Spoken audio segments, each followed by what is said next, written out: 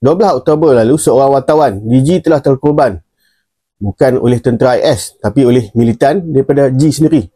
Penduduk tempatan Saleh Al-Jafarawi ialah seorang wartawan memiliki ijazah dalam jurnalism daripada Universiti Islam G dan banyak merakamkan kezaliman IS sejak konflik 7 Oktober 2023 yang lalu. Yasir Abu Sahab pula ialah seorang bekas banduan yang ditangkap kerana aktiviti pada tahun 2015. 7 Oktober 2023, ketika serangan IS, Yasir melarikan diri dan bersembunyi.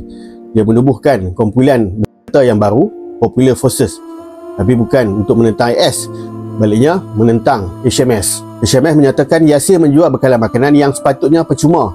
Yasir menerima bekalan petrol oleh IS dan ditugaskan untuk menjaga laluan bantuan masuk ke G.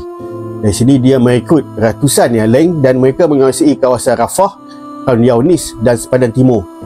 2 Julai 2025, HMS mengeluarkan perintah agar Yasir menyerah diri dalam masa 10 hari atau akan dibicarakan in absentia, iaitu tanpa kehadiran tertuduh. Selepas kejahatan senjata, HMS memulakan pembersihan.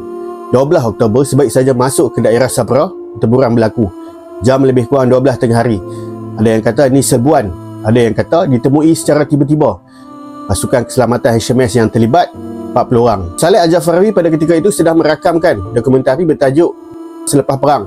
Ada saksi yang menyebut dia menjerit press beberapa kali sebelum utama mengenai baunya.